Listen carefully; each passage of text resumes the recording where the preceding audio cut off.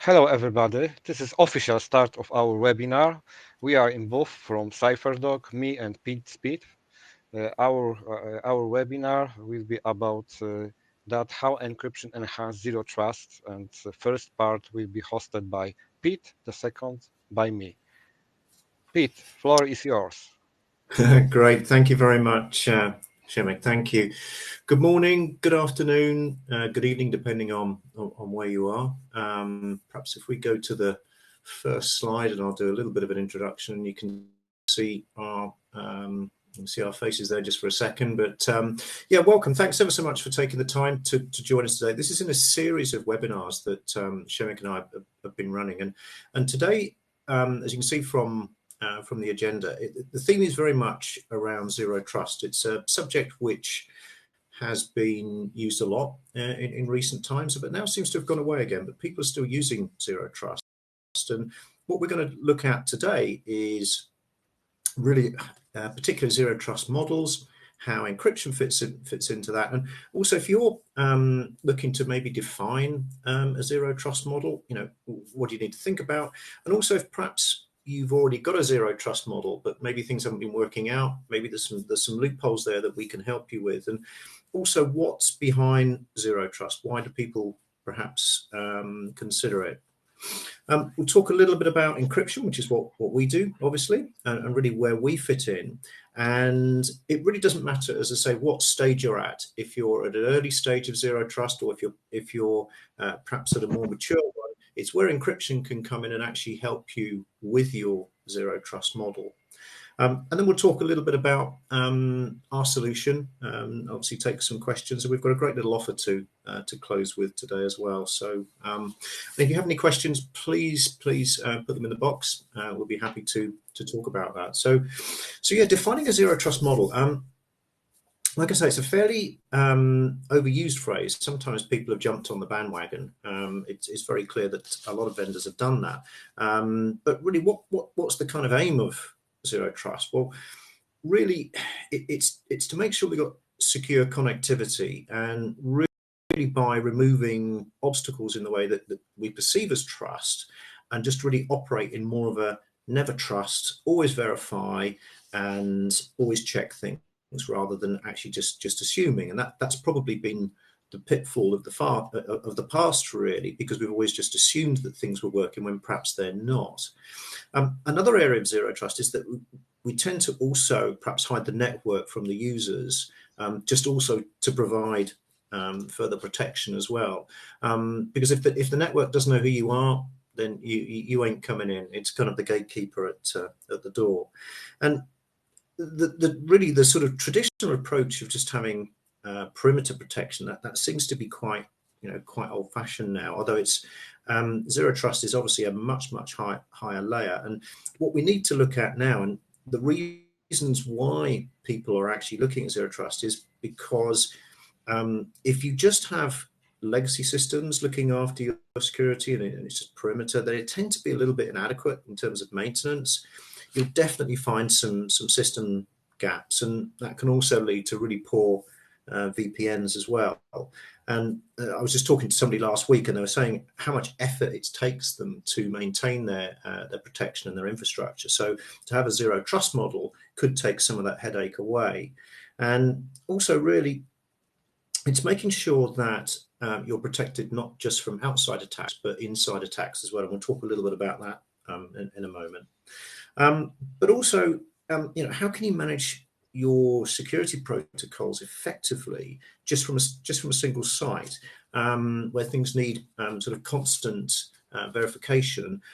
What we find with zero trust is that there are some common strategies. There are some common themes that we tend to find with zero trust in order to build the right kind of protection around there. So one of the first areas is that when you're building a zero trust model, I found when talking to clients, they find that they actually assume that everything's a resource, and that's all the data, that's every computer is a resource, that's bring your own device, that's absolutely everything, because the importance here is protecting the traffic, protecting the data not only at rest, but in transit as well. We need to continue business as usual. And also the types of access too. we need to make sure that we do get absolutely spot on secure communication, but not just automatically just assume, okay, so and so's in head office and they're working from that room. Oh, that's fine. Just trust that device, that location. Zero trust doesn't actually do that. And then it's also another area is accessing permissions. So no automatic authentication or privileges just because someone is in a certain level or a certain area. We don't trust that. We're actually just going to make sure that we put a particular policy in place to stop that kind of stuff. And then also policy access. It can be quite challenging if you don't have zero trust to maintain your policy access and enforce policies, particularly on certain types of users. And if you've had mergers or if you've had people come and go, that can be quite a challenge in some areas. And again, as I mentioned earlier, it's continuous monitoring and continuous maintenance. Also, people used to use sort of dynamic or authentication. If we cast our minds back just for 10, 15 years ago, if we look at the type of cyber security that we had then, clearly if we were to apply that today, it just wouldn't work. It's just not going to work. Things have evolved, and that's the thing about the attacks and cybersecurity today. Things are evolving pretty fast, and we need to keep ahead of that. We need to keep ahead of how these attacks are facing our business. And every week we see somebody getting majorly attacked, and it's quite often the big names. We don't always see some of the smaller names, but you can guarantee that they're also being attacked at the same time. So with this in mind, it's just making sure that you've got an end-to-end protection, making sure the gatekeeper is there. And one of the areas that we're going to talk about, and Przemek will show you in a little while, is just how encryption can fit into this particular model. And again, it doesn't matter at what stage of maturity you're at, if you're at the beginning or if you're at the end. We can certainly help you to maintain this model and actually make sure that you're ticking all the boxes in terms of the various elements of zero trust that you need.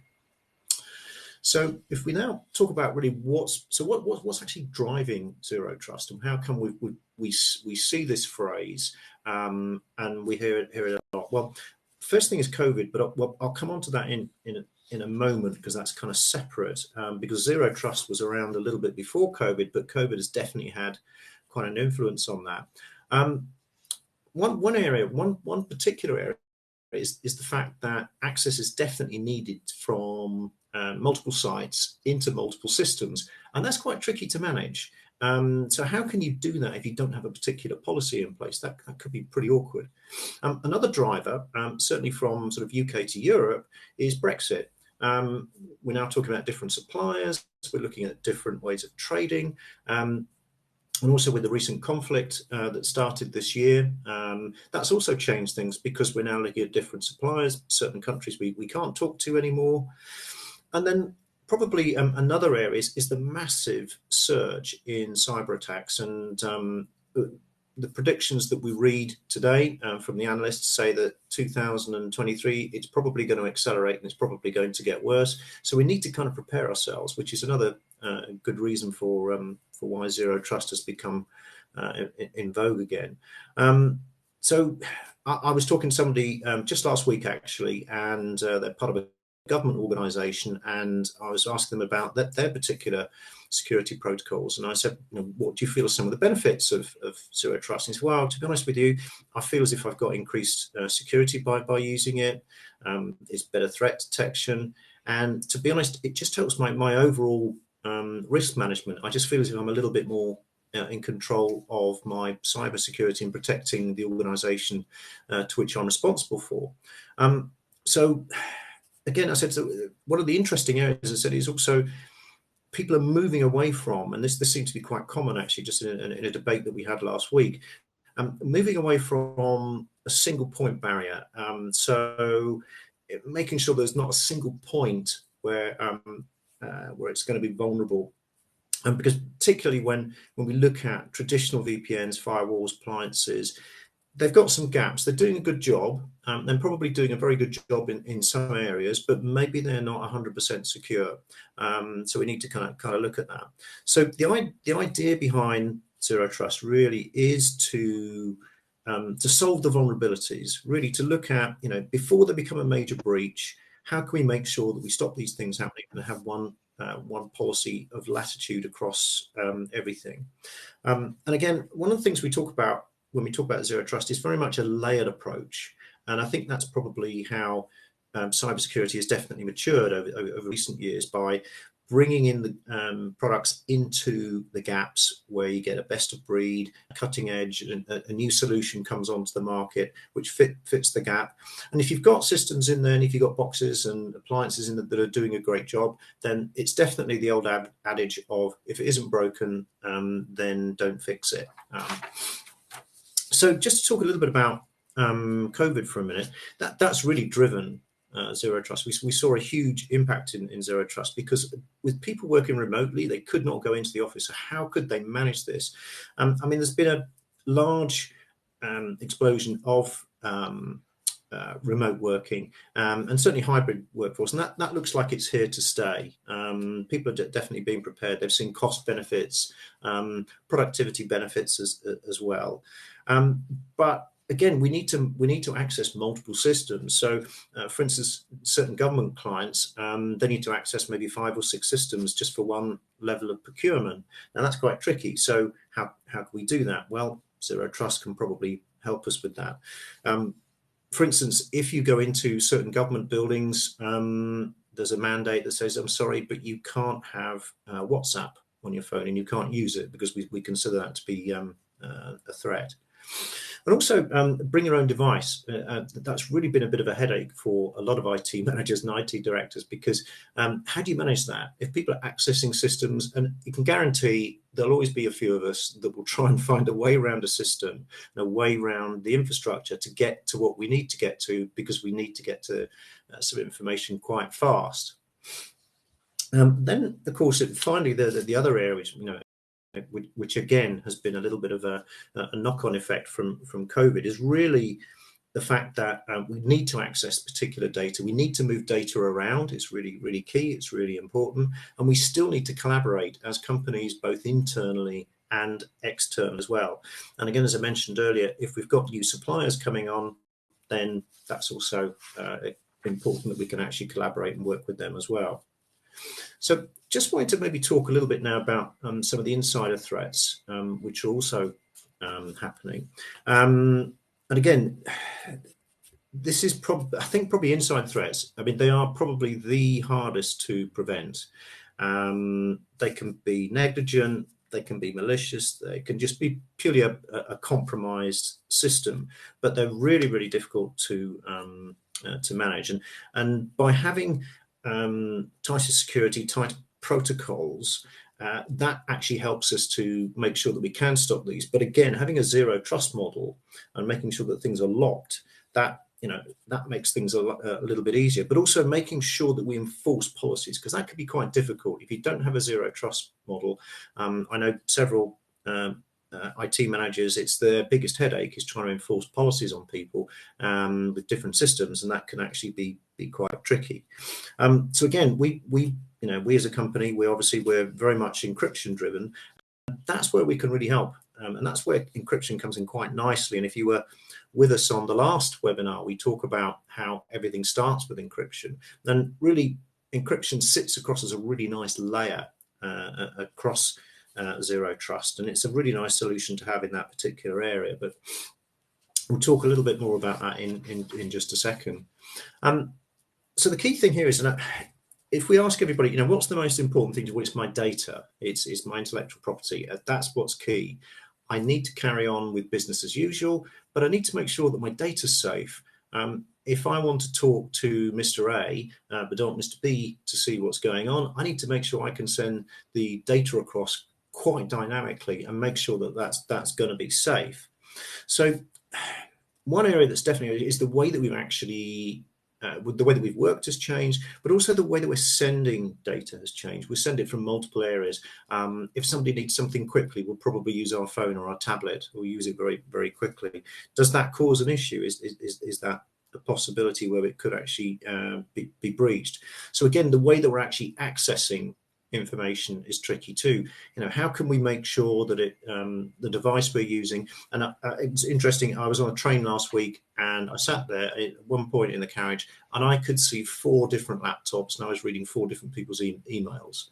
So clearly people think that they're safe, but in actual fact they're not. I saw all sorts of credentials and that's just not safe. So again, how can we make sure that this type of information and this type of data is going to be transferred back and forth both internally and externally easily?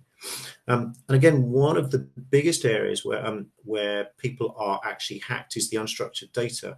And if you look at any organization, to maintain data, to keep it structured rather than unstructured, is incredibly difficult when you think that we're getting 30 to 35% increase in data that we have to archive every year.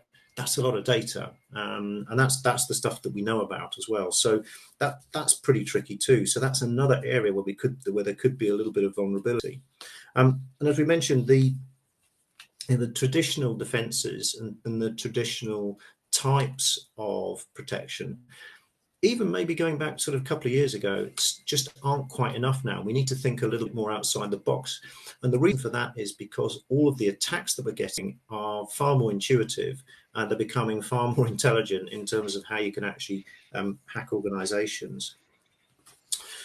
So if we perhaps just move on a little bit from that slide, one of the areas that we talk about when we talk about zero trust is, okay, we know we need to protect our data, but what's the biggest headache to us? And this was, I thought this was quite interesting. I thought I'd share this with you because it's quite interesting. There was a survey done halfway through last year when CEOs and CTOs were asked about, what are your major concerns? When you did introduce a zero trust model, what was it for? Why was that? And these were the top 7 reasons. Well, I need to protect network access. That's pretty clear. Bring your own device. Yeah, we've talked about that already and what a headache that is. But also file sharing. Again, making sure data in transit back and forth is also protected pretty well as well. And then there's the applications themselves, which we tend to ignore and think about data, but also the applications, and some of them are legacy data, legacy applications, and some of them are applications which we're sharing with suppliers. So again, it was making sure these applications are safe and they're not putting any data in there that shouldn't be in there, or anything malicious in there that shouldn't be. And then messaging. I need to send a message quickly. We need to talk. We need to collaborate. And then web access and video conferencing came in after that. But it was quite clear that really there's a huge focus around protecting infrastructure still and protecting data, which are really top of the list. So what did this mean? The conclusion that this survey came to is that we need tighter security, and they look at us as vendors to kind of help with that. The reason I always show this slide a little bit tongue-in-cheek, but if you think that your perimeter protection might be enough, quite often it isn't, because you can have a light bulb hacked, you can have a kettle hacked, and you got your IP address, and then bang, the gatekeeper's in. So there's things that we quite often ignore, which we think are safe, and we focus on one area. And again, the zero trust model comes in again, saying, trust nothing, and everything's a resource. So I quite like to show that one. So if we move on to the next slide and talk a little bit about encryption, and again, one of my favorite slides here, because when we talk about encryption, it's been with us for a little while now, and the importance of really, I suppose, saving lives going back to the Second World War. The Allies used Navajo as their encryption for languages, because it was pretty much undecipherable. And then, of course, in Germany, they built the Enigma machine, which was their encryption version, and it took us a very long time to sort of decipher that. So encryption's been with us for a little while, and in fact, that was really the birth of the main part of encryption, and it stayed with us ever since, and we've used it ever since. But obviously, we've actually developed it further since then. So I just thought I'd share that little history lesson with you there. So if you move on to the next slide. So yeah, why is encryption so important? So we talked about zero trust. We've talked about some of the parts of zero trust, why people are using a zero trust model and what's driving it. And I think it's going to be here to stay. I think it'll be quite interesting to look at, certainly the beginning of next year, how many people who started a zero trust model have still continued with it. I think that would be quite interesting to see. But really the goal of every organization, certainly clients that we speak to, is to make sure that the data is 100% secure, and also to make sure that we can collaborate securely 100% as well, and making sure that we can send information back and forth. And then not forgetting, of course, that we also want to make sure that we create the best possible user experience. So how can we make sure that we keep our data safe, make sure the content stays where it should be, stop any breaches, but also make sure that the user experience is pretty good too, and also make sure that the data gets to the right people at the right time, but not be too restrictive. And again, you'll see a little bit about that in the second part of this webinar when we show you how we actually do that. And then, do we need to create some information barriers? So do we need to make sure that we can create areas where we can transfer data back and forth freely with people, but make sure that we're actually adhering to policies within the company to make sure that people, say within a lower security level or a higher security level, can actually see content, but other people can't. And then also, again, as we mentioned earlier, just to try and avoid having a single point of failure, because that's where most of the breaches tend to happen. The hackers are very clever. They'll look for the weakest part, the weakest link. Okay, that's a single point. Right, we're going to use that as our Trojan horse to get in, and that's how we're going to get into your infrastructure. And again, that leads very much to a layered approach, and that's really what we're seeing a lot more of today, is the fact that you have things in place which are working pretty well, but we just need a little bit of extra help, and that's where encryption comes in, because you can actually protect all of your data from the very beginning.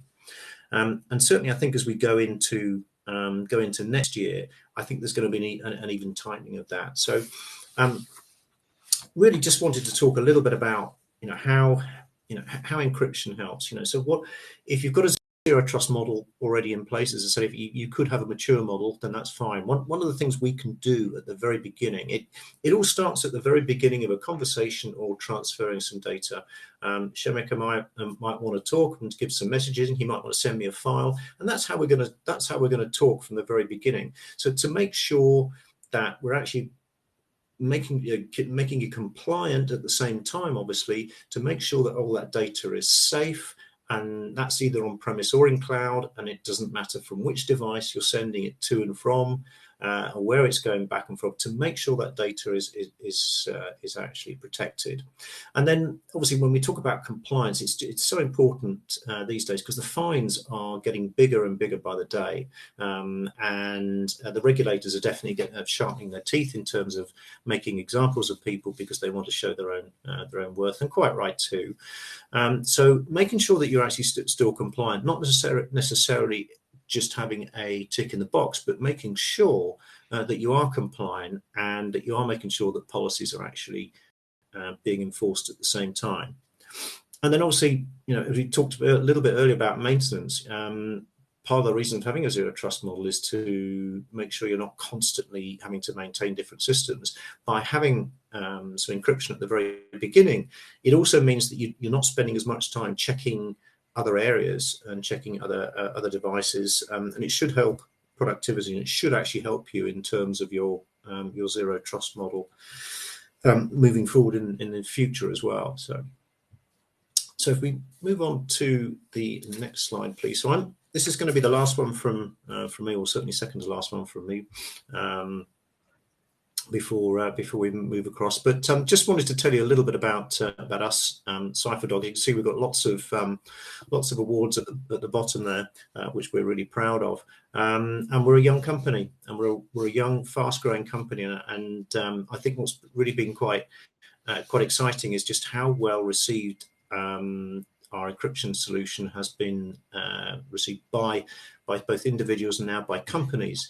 And I think probably where we're we're possibly a little bit different to other companies is the fact that people like to use technology that's leading edge and something that's new, but also best of breed. And I think you'll find once you see the solution in just a moment that we are definitely best of breed. And so we're not coming in to reinvent the wheel. Our philosophy is definitely to protect as many people throughout the world as we can possibly, and make sure that people can work effectively and keep business as usual, and also make sure that data's secure both in transit and also when it's being stored at the same time. So I think we're going to be moving on to one more slide, I think. Yeah, so I think we're pretty much there. So yeah, Przemek, I'm going to hand over to you now, as I think we're coming on to your part of the presentation, but I should be here to answer some questions as well. But thank you very much, everyone, for listening. Thank you, Pete. This is good time for asking questions. Please chat them, and we will answer after my part of presentation. What Cypherdog guarantees prevents economic espionage is very big problem with many companies, because economic espionage is not only stealing some technology, some patents, but offers, agreements, list of customers is very important to protect such kind of documents. Prevents invoice hacking and concentrate cyber threats, especially new generation of ransomware. This is about 70% of all ransomware attacks. The first stage of attack in this case is stealing your data. And the problem is not only that you have data encrypted by hackers, but the problem is that hackers would like to receive money because they have your data and they can show everybody to public. Prevents phishing, secure, confidential, encrypted communication, and a lot of implementation of policies like DORA, like NIS2, especially European Union, GDPR, and others. What else? I will go now to show you how Cypherdog works. And Cypherdog solution has two parts. One part is application, which is obligatory, and you should install it because without that we cannot encrypt and decrypt anything. And the second part of solution could be a plugin to internet browser like Chrome, like Edge. It could be add-ins to native or web Outlook, which operate with Exchange server of Microsoft 365.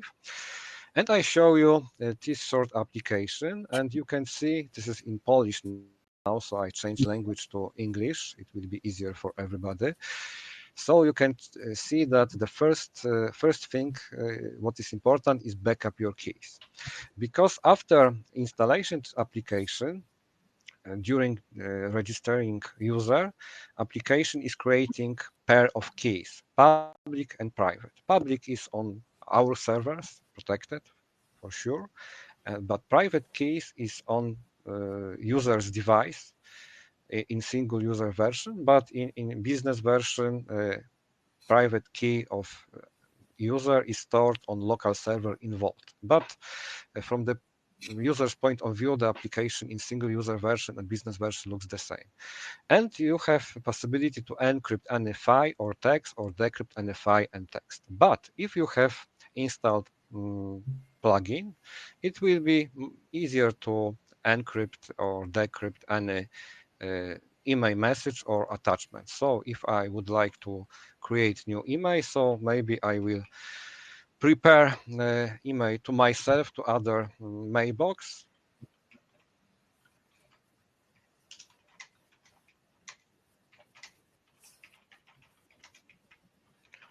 So you can see that I write text, I can select it, and what can I do? I can right click and encrypt message, and after a few milliseconds you have encrypted text. This message I can send to other mailbox. I will send it just like that, and I will create another email to my other mailbox, to my other account. I can make the same, right click, encrypt, send. And probably I will receive some emails on other mailbox and I will check it, for example, here. And you can imagine that is here and I can see encrypted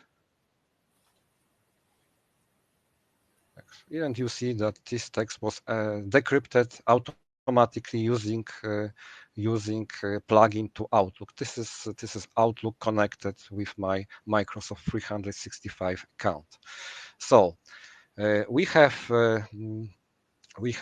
add-ins to Outlook, but I sent my email to other place. It means to my company's mailbox. So I can see that for Thunderbird, which I use, I haven't plugin. He's in progress and probably will be at the beginning of next year. But I can use this tool for encryption and decryption for any email native client or web client. If I have no plugin or add-ins or extension, I can just select this text, copy to clipboard, and I can use magic window, as it means that I can paste this inside and decrypt, and you can see that it works. So if I go back to my Gmail account, I can see that this is this text, and if somebody is using Gmail, decryption in Gmail is much easier. It is only one click, and you can see that I can decrypt this message using plugin. And as I mentioned before, Cypherdog allows you to encrypt any text or any file and send by any media. You can imagine situation that in your company or in company of your customer, you have Cypherdog for sending, for example, credentials, and you can do it in this way that I should put email for whom I would like to encrypt because application must know which public key to use. You can add many recipients in this line. And for example, you can send to your employee that this is this user and password is usually people or IT guys are sending credential using standard non-encrypted emails, but people are in different places of work, in coffees, on airports, in hotels, so such kind of information are not protected. So I can encrypt this text, and I copied this text to clipboard. And what else? You can imagine that I can open, for example, Slack, and I can paste this text here in Slack, and I can send it to myself. But on the other side, I can select this text, use this magic window to decrypt any text, and you can see this is secure because we are using pair of encryption algorithm. It means this is asymmetric and symmetric encryption, but I will tell you more. This is about messages, so it's easy to understand and easy to use. But if we want to use, for example, uh, we can use, for example, would like to encrypt any file which could be attached to any email. So it's easy. You can choose this file from encrypt menu, write email of recipient, but recipient should have Cypherdog account because application we don't know in case of no application on other side which public key to use. We can add, for example, any file we want to encrypt and decide which is destination folder for this encrypted file. You can add more recipients, that doesn't matter. And after clicking OK, this file is encrypted. So it's encrypted and I can find this document folder. And this encrypted file you can attach to email. This is the first possibility. You can send using WeTransfer, for example. This is not a problem, or share using Google Drive or Dropbox or Microsoft One. What do you want? Because only person who is in address line can decrypt this file. It means that nobody else uh, can decrypt them. So uh, I can send, as I mentioned before, Slack or other application for transferring such kind of file. Okay, I will back to our presentation. So we have few solutions. It means Cypherdog file exchange and storage, Cypherdog Messenger, but the main our product is Cypherdog email encryption, which allows you to encrypt emails, which allows you to encrypt and decrypt any file, attach encryption, and we are working with Windows, Mac OS, and Linux. So I see your question about. Yes, it worked well on Mac. We will have today new version of application for Mac, so it's easy to use. Other question of Gosia is Outlook add-ins working with all EMEA servers? Outlook add-ins is working only with Exchange server or when Outlook is connected with Microsoft 365. So this plugin is operate with Outlook 300, 2016, 2018, 19, and 21. So we have few versions of Cypherdog, as I mentioned before. We have single user, and single user means this is trial version because all feature of single user is in trial version for first 14 days. And in single user version, one license is for one user. It means that user is an administrator of his application, and we have all possibilities, all features, so we can transfer files, we can send mail content, we can send some encrypted text, and we have business version. In business version, one license is for many users. It means that it could be one license code for 100, 1000 users. And in business version, there are few differences. Yes. The first one is that I mentioned before that private keys of users are stored in Vault on company server. It means that on company server there is a place for installation of Vault. We are using Hachi. So, and in this place you can store your private keys. This is because of compliance.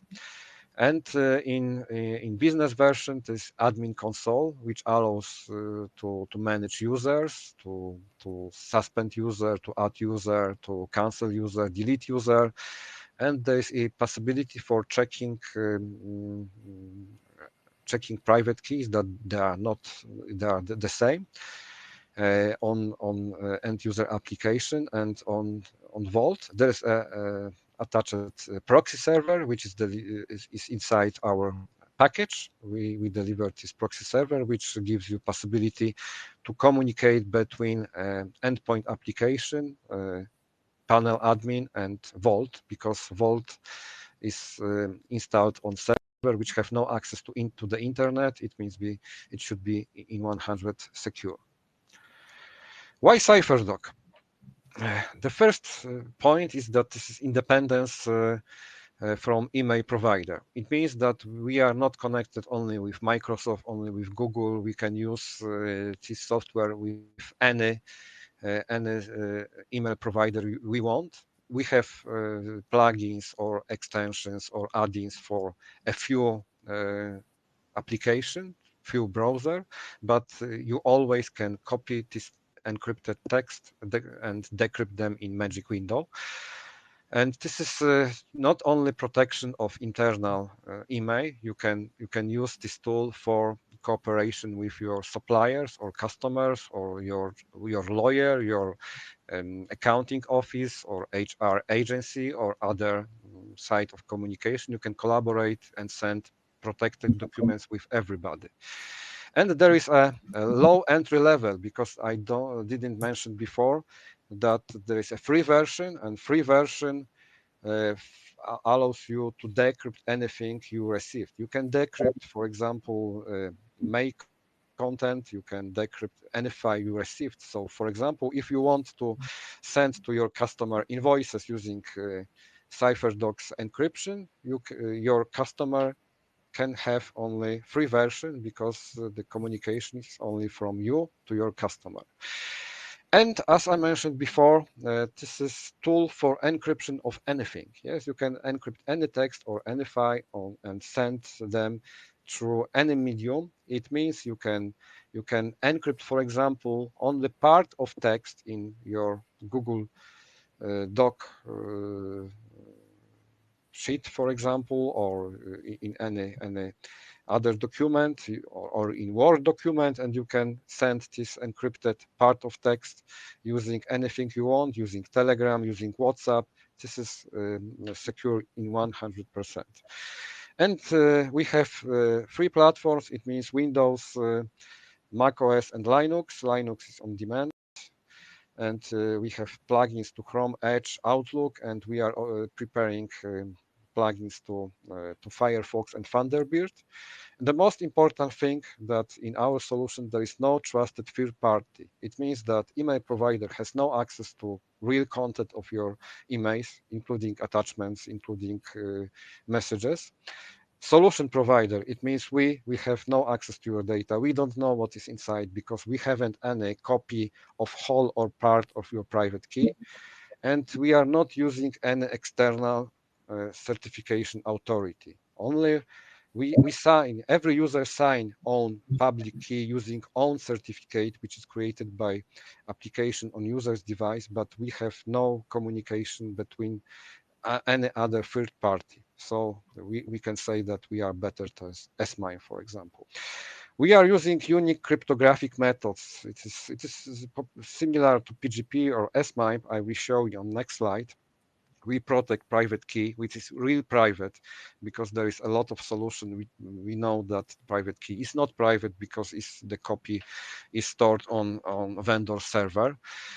Maximum anonymization, we are not collecting any metadata. We are not using that for anything. And we have two patented cryptographic methods. They are on the last stage. We are waiting third year for receiving real patent.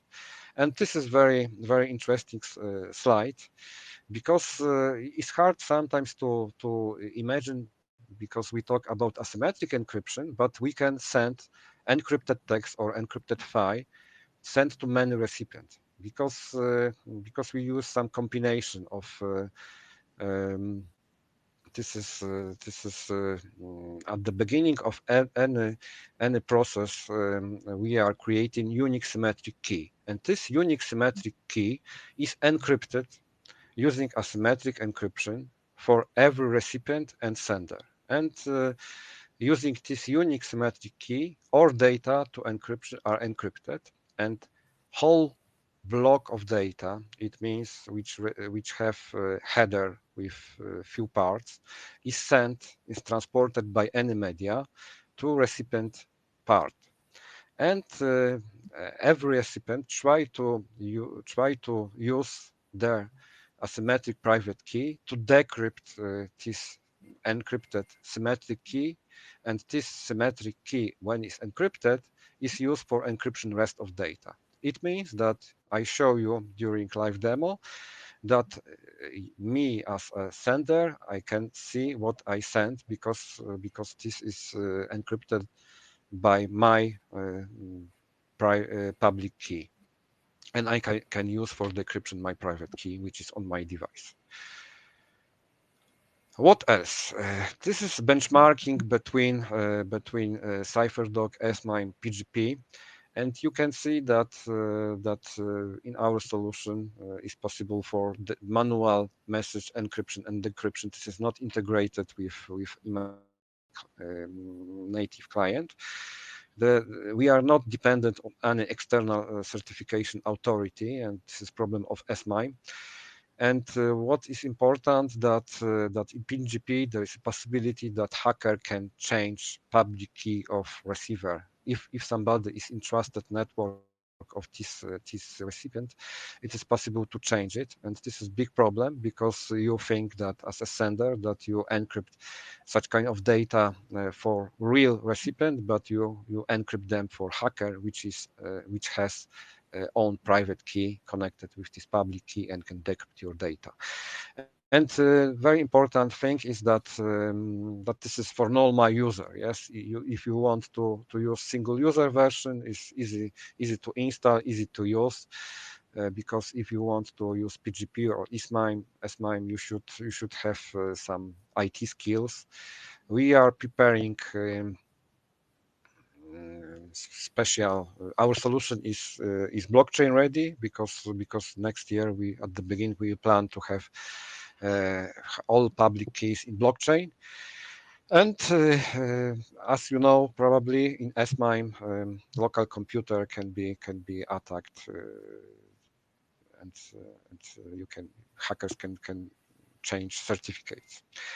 What else about patents? I show you some patent application. As I mentioned before, we are waiting for real patents, and it could be, I hope, this year or maybe at the beginning in Q1. And there are some processes which can be connected with Cypherdog email encryption. So first example I'll show you. We can send credentials to user. We can use this tool for communication with an external law firm. We can communicate with an external accounting firm because there is very important documents, very important agreements, invoices, some proofs from some court cases. We can use it for communication with an external HR agency because of GDPR and other regulation, with the auditor, and very good tool for top management. This is day-to-day communication of board of directors or supervisory board. We can send offers of big value to our customers. We can send invoices. We can send offers. You can send some contracts, which are very important for us because if hacker uh, hack you and we can read your emails, you can sell such kind of information to your competitor, and you can have problems if some data are in public. Especially during remote work, it is very important to protect all documentation users use and send to other users. You can imagine that you can protect purchasing process of qualified suppliers, and very important some information on technology, research and development work, some maps and projects, for example, or key infrastructure owners, and transmission of license codes of large files, because for example email is not enough very often, but you can use WeTransfer or any Google Drive to send secure encrypted files, and so on and so on. So we have promotion till end of this year. If somebody decided for a business version to buy a license for 12 months, can get additional 6 months for free. So it means in price of 12 months of license, there is 18 months together. It's the same with single user version, but order starts with 5 users. So this is minimum is 5 users. So this is, I think, very good offer. Next information is that on Captera, which you probably know, and this is the Gartner Portal at this moment, you can leave your review of Cypherdog email encryption. And the first step is download Cypherdog email encryption from our website, and you can use it for 14 days. If you want more, I will send on demand license code for next 12 months. And after that, you can write a review. And Captera is giving some gift cards for Amazon and or Starbucks for $20 or euro, depends on your localization. This is gift from Captera. So at this moment we have about more than 60 reviews. So it's very nice for us. It's very helpful. And what else? This is all about our webinar, but I see some questions. So the first one from Małgorzata, I answered that it works. Outlook plugins works with Exchange server of Microsoft 365. What is the use case of CDOC? It means our tokens. So in the near future, you can exchange tokens to our license for application. Yes, this application works on Mac. In business, this is question from Prakash. In business version, how can one license be equal to many users? During buying license, during ordering license, you can decide that, for example, you would like to have license for 100, 150, or 200 users. But if you want to increase, let us know. We will increase it in our system. Yes, it means that any point of the license can be used by user, right? This is true.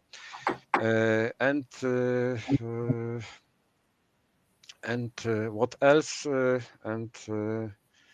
It is a question of It is saleable. Isn't like just a classic cipher to copy.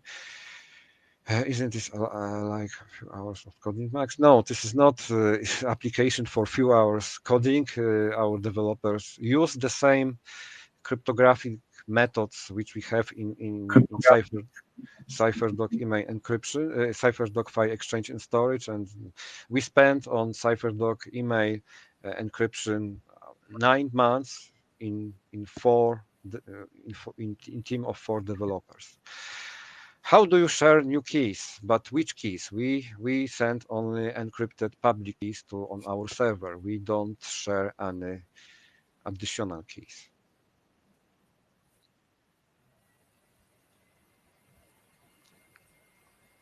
Private keys we don't share. We hold them on user's device in business and single user version. But if we send using some methods to Vault too.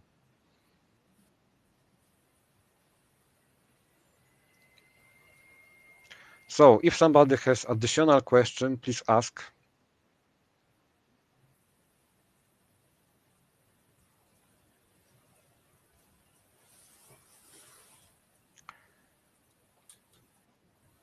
I see that there is no question, so I will send you recording from this webinar with some additional information. And if somebody would like to receive license code, for example, for 1 year of single user version, please write it in your email. And if you have an additional question, if you are our reseller or distributor, we are ready to prepare similar presentation, similar webinar to your customers when you can invite your partners or customers. So I think that's all. So Pete, maybe last word. Thank you. Yeah, no, thank you very much. Hopefully that's given you a flavor for how we work here at Cypherdog, but also how it fits into a zero trust model. That was really the theme for today. But as you can see, you don't need to make major changes to your infrastructure. As Przemek's shown you here, it's a simple solution. And that's the beauty of something like this that we can offer you that will fit into whatever particular security model you have. You don't need to reinvent the wheel. It's simply a nice layered approach with the best of breed. And this is leading edge technology. And the aim being to protect you now and in the future. So thank you very much, everyone, for listening. It's been a pleasure. Thank you very much.